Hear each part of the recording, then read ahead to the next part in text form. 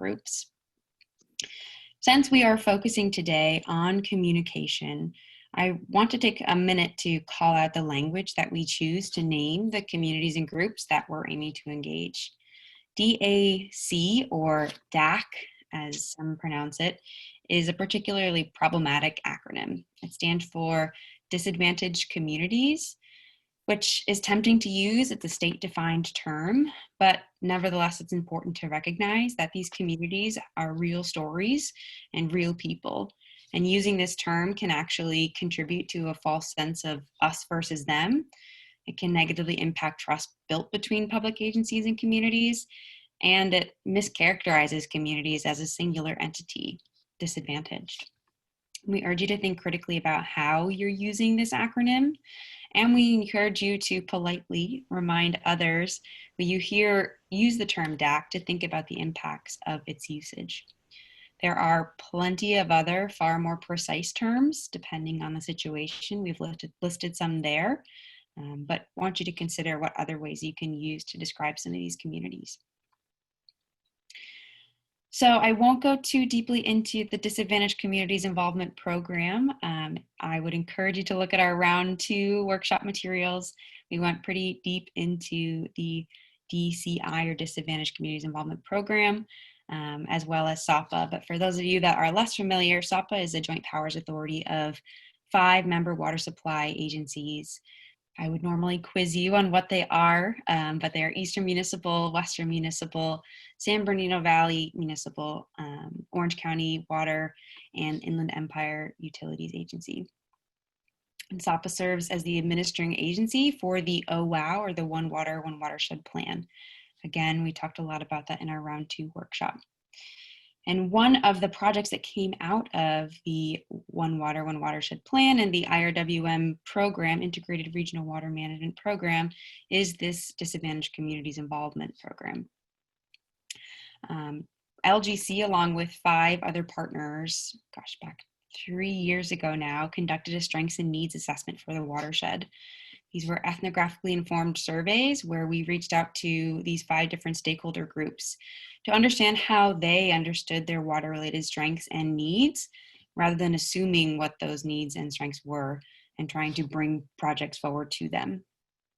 And this entire Watershed Ambassador Workshop series is directed towards addressing the needs uncovered during these interviews. So where do we begin today? Water is a complex topic, as you all know. There are many players involved, and the process of managing water is fragmented and confusing. It's also become a commodity in many ways, and water is not a commodity that's necessarily highly valued by the public. Think about the outrage surrounding rate increases, as Jackie mentioned before, versus the general acceptance when your cell phone bill increases.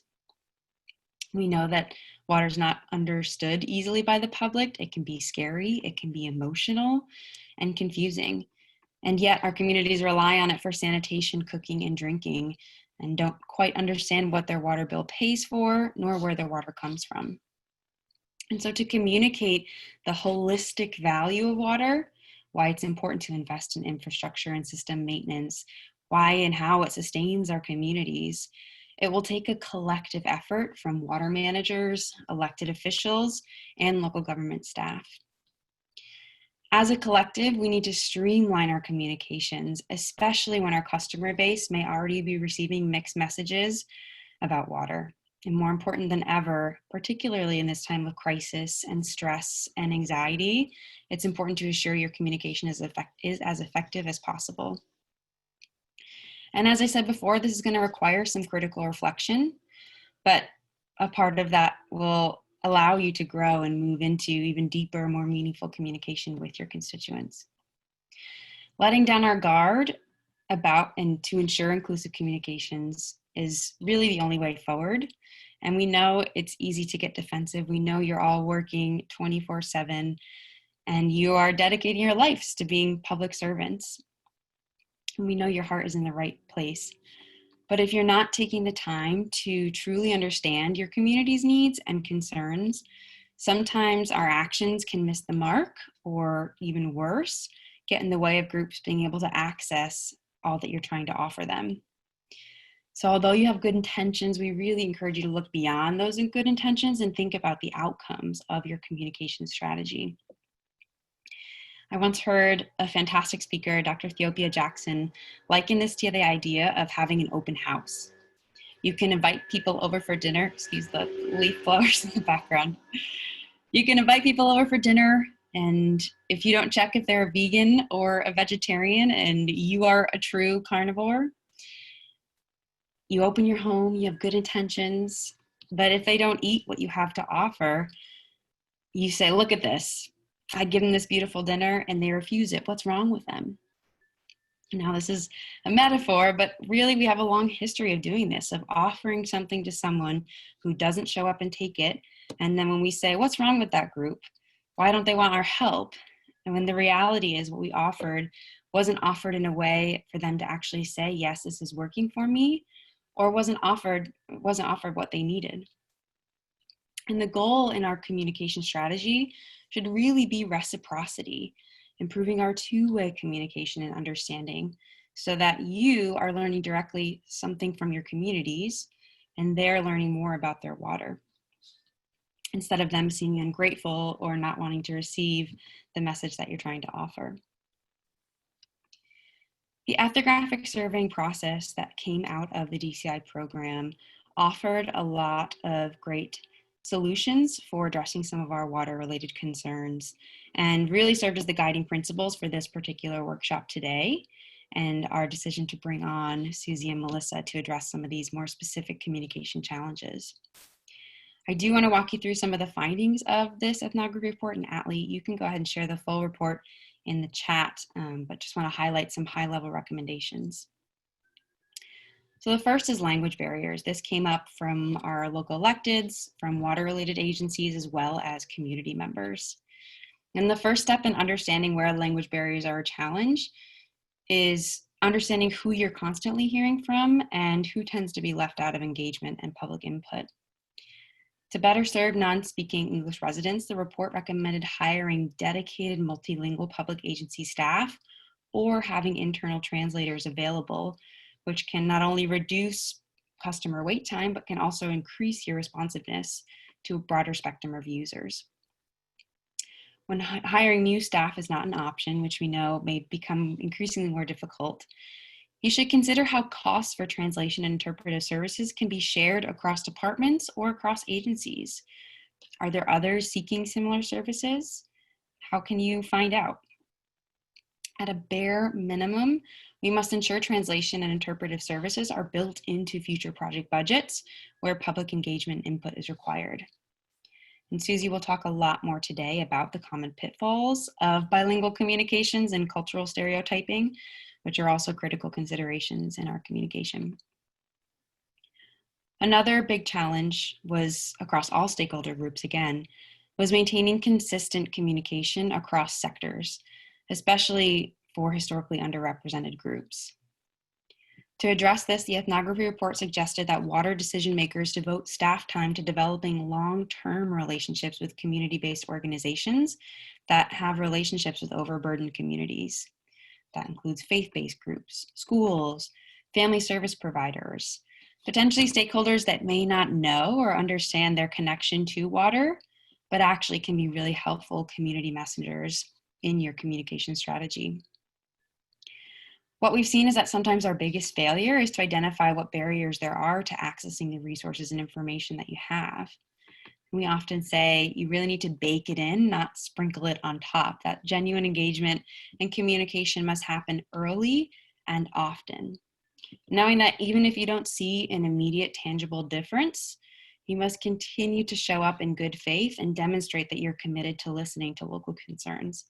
And we'll definitely hear more about this from our local expert speakers today, some community members from Quail Valley who have that historic perspective and really were able to build trust because their public agencies continue to show up and be present.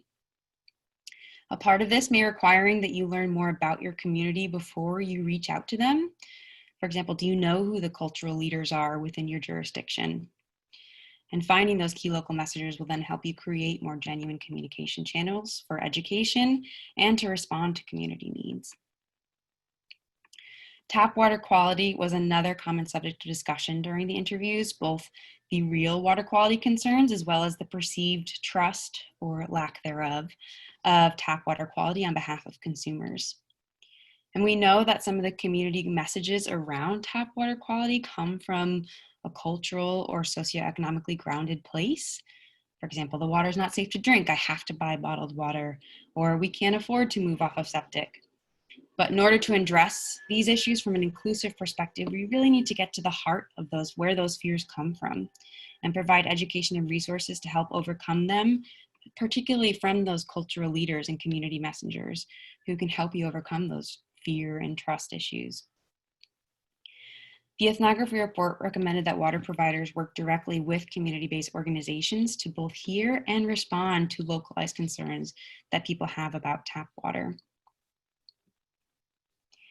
And lastly, one of the main recommendations that came out of the report, and really the foundation for this broader Watershed Ambassador program, was the need for continued local government engagement across sectors, across departments, and across jurisdictions. Interviewees expressed the need for more frequent coordination to combat communication fatigue experienced by both community members, who again are receiving messages from multiple public agencies, and the various public-facing departments that are working with limited resources. Coordinated engagement and communication can also ensure that institutional knowledge is not lost with changes in elected office or turnover among agency staff. And one way that we've seen improved communication and coordination across sectors really benefit is from professional development and leveraging internship programs like our Civic Spark Fellows or other interns. Fellows and interns often offer a fresh perspective to your water-related communications and allow you to be present in other community meetings, other jurisdictions meetings when you don't have the time. They're there as a representative of your organization and can bring those reflections and feedback back to you. Likewise, you can also learn new skills and help foster the next generation of public servants. But to do this effective communication and really implement all of these lessons learned, first we have to start by understanding our communications landscape and what we know and what we don't know. And our next section is going to get you started thinking about where you may be able to collaborate to improve your messaging and where there may be opportunities. So going back to the email that I sent on Friday, I believe I sent a reminder yesterday. In that email, I included a communication challenge that you shared in your workshop registration form. And what we found, we compiled all of that feedback from all of our 70 plus registrants and created a word cloud representing the pre-workshop findings. The larger phrases in this word cloud are the more common phrases, and the smaller ones, of course, are the least common. And what we see there front and center, water rates, why your bill is increasing was a big issue that came out.